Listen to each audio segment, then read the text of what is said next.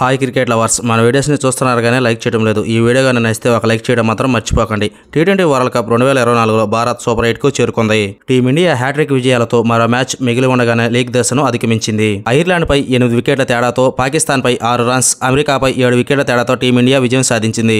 అయితే ఈ మ్యాచ్లన్నీ న్యూయార్క్లోని NASA county international స్టేడియంలో జరిగాయి. పిచ్పై పేసర్లకు స్వర్గధామంగా ఈ స్టేడియం నిలిచింది. ఇక శనివారం కెనడాతో జరగనున్న ఆఖరి లీగ్ మ్యాచ్కు ఫ్లోరిడాలోని లాండర్ హిల్ వేదిక కానుంది. ఆ తర్వాత సూపర్ 8 మ్యాచ్ల కోసం భారత్ కరేబియన్ దీవులకు వెళ్లాల్సి ఉంది. సూపర్ 8 పోరులతో పాటు సెమీఫైనల్స్, ఫైనల్స్ మ్యాచ్లు వెస్టిండీస్లో జరగనున్నాయి.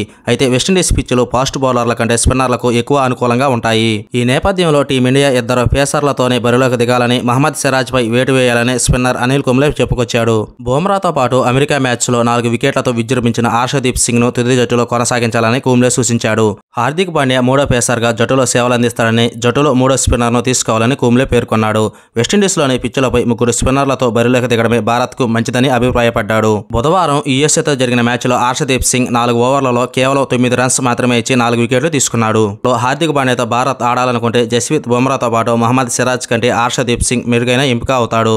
పాకిస్తాన్తో జరిగిన పోరులో ఆఖరి ఓవర్ వేసిన విధానం, పొట్టి ఫార్మాట్లో భిన్నమైన ప్రదేశాల్లో బంతులను సంధించే తీరుతో హర్షదీప్ సింగ్ బెటర్ ఆప్షన్గా మారాడు. ఎందుకంటే Harshdeep Singh left hand bowler. ఇది జట్టు బౌలింగ్లో వైవిధ్యాన్ని తీసుకువస్తుంది. గత మ్యాచ్లో మంచి ప్రదర్శనతో హర్షదీప్ సింగ్ ఆత్మవిశ్వాసంతో ఉన్నాడు అని అనిల్ కుంబ్లే పేర్కొన్నాడు. పాకిస్తాన్ విజయానికి లాస్ట్ ఓవర్లో 18 రన్స్ అవసరమవగా హర్షదీప్ తొలి బంతికే వికెట్ తీసి 11 రన్స్ మాత్రమే ఇచ్చాడు.